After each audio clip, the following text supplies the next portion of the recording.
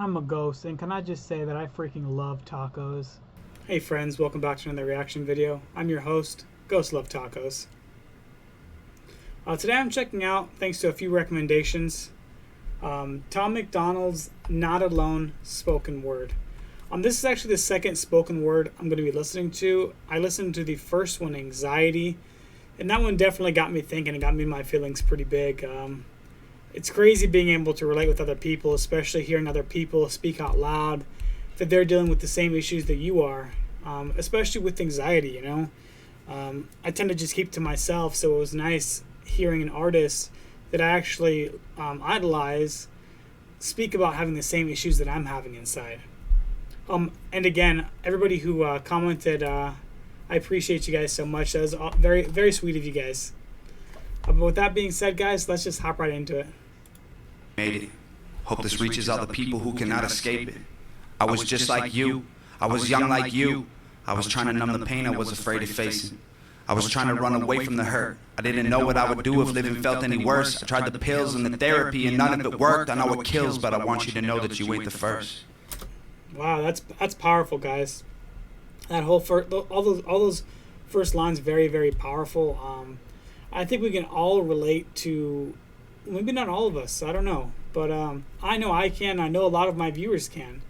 We can relate to trying to hide from stuff that hurts us, you know. Obviously, people have substance abuse, you know, addiction, because of they're trying to escape reality or they're trying to escape their real life. I know me personally, I bury myself in my video games. Not because I enjoy video games anymore, because I don't. I bury myself in my video games because it keeps my mind busy and I don't have to think about how my life is. It just makes things a little bit easier. Thankfully, I have never taken the pharmaceutical route. But yeah, I can definitely relate. Your people can't relate if they ain't felt it themselves. It feels like everything they say when you complain doesn't help. You're sinking deeper every day. When you're awake, you're in hell. You think you changed along the way, but now it's too late to tell. It's like you were rolling with the thunder and bell. Cause when the lightning started crashing, I guess you did as well. Your demons kicking down the door, they're never ringing the bell. They just keep tapping on the windows till they follow the cells. Wow. I spoke about this in the anxiety track that I reacted to, guys. I believe that's the track. But a lot of us have some really bad demons, you know. When I say really bad demons, I don't mean anything bad to the sense, you know, we did something terrible, we should be arrested or anything like that. But a lot of us have these crazy thoughts, you know, that we're just not good enough or we're not going to make it. And to be completely honest, being one of those people, it's nice when someone compliments me because or tells me I can do something, right? You can do it, or you're doing a great job, just because, you know, I just assume I'm doing the worst at everything. But back into it. I know you're feeling defeated, you try to keep it a secret. Your weakness got you believing you need a doctor for treatment, but taking pills ain't convenient, so you keep looking for reasons to go and flush them down the drain and find the faith to keep breathing. You lay and look at the ceiling all night when you should be sleeping, but you've been knee-deep in pieces of dreams and failed achievements. You keep repeating. See, that's exactly what I'm talking about, guys. Just thinking about your own life, you know, your failed achievements, what you could have done. Stuff like that just lives inside my head, you know. Like, I remember when I was younger, growing up, like, everybody thought I was just destined for greatness, you know. I was so funny. Everybody's like, oh, you're going to end up being a comedian, you know. You make everybody laugh. That's pretty much your gift. You walk into a room, you can make someone smile. Then the other half was like, you're really funny, but you should be a psychiatrist because you're so good at talking to people. You're very understanding. I could do a lot of good with that, you know. But that didn't happen either. Instead, the route I took was I have no trade, no degree. I'm just living my life. At this point in my life, you know, I'm married and I have a beautiful, beautiful son on the way. And the only thing I want is to be happy. In the moments when you were beaten and broken and now you're bleeding emotion, you just want someone to hold you. Well, me too. Because I've been standing on the edge trying not to jump. I only say it so you know you aren't the only one. The only thing that killed the pain was smoking weed and getting drunk. Before I knew it, I had drank a case a day for 18 months. Wow, wow, wow, wow. A case a day for 18 months. He was definitely trying to hide from that pain, guys.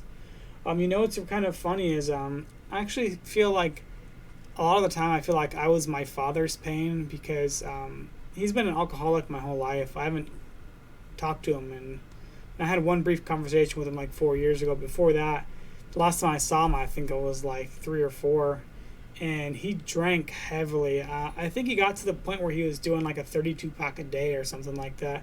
He still drinks, so I'm pretty sure he's still there. He's still at that limit, or the level. But I often think that he drinks to hide himself from his life and me. I actually had one of my relatives reach out to me on his side of the family. Again, I've never spoken to them, and they asked me if I was alive, and I was like, "What are you talking about? Who are you? Why are you asking me if I'm alive?" And she literally told me that, well, my father said that I'm no longer alive because I did something to myself. And I was like, what the hell? Why would he say that? But yeah, back into it, guys. I was sleeping with a beer by my bed. Last call was all that I could hear in my head. I know there's too many of us drinking to try and forget, but who the fuck are we gonna cheers if we drink till we're dead? And when you finally get sober, you find the friendships are over because you don't have nothing in common. If you're not getting loaded, you call them brothers, you call them family, you call them your blessings, and now they calling you, ignore the phone, and that's called depression. Yep, 100%. All your friends eventually do turn their back on you, right? I know I had friends, a best friend for 15 years. I went through some stuff. He went through some stuff. He went through some stuff. I was always there for him. Then when I started going through some stuff, he decided we couldn't be friends anymore. Removed me off Facebook. Just stopped talking to me. I haven't talked to him in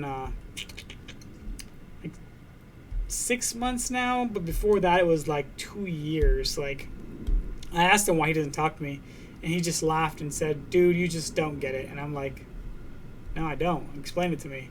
And then he blocked me. But, yeah, and I can see how people drink to hide from their stuff, like I previously mentioned. I think we all have our own things and our own ways of coping with it. For me, like I said, it's video games and sleep. When I'm playing my video games, I don't think about anything else but what's in front of me. When I'm sleeping, I don't dream. They try to tell you your misery is not an excuse, and you just wish they could spend a day trying to walk in your shoes. Just know you're not alone, I feel the same way as you. It isn't you against the world, cause I'm fighting them too. It's like you're losing control until you drive right off the road, and then when the vehicle rolls again, you get thrown off the hose in it, then you notice your bones are broken and all of your clothes are wet. Soak them with gasoline, light a smoke and explode with it. Wow, that just got really dark. I mean, it was already really dark, guys. Like, this whole message is really, really sad. But that last part, pretty dark. Till the day that we're ghosts, you'll never be on your own, cause I'll be standing in your corner till you need me the most. I was put on this planet to lift you up when you're low, and you have done the same for me, so I'll be keeping you close. I love y'all. Yeah, that was beautiful. The ending was very beautiful. So that was Tom MacDonald's Not Alone spoken word. And, overall, I really, really loved that.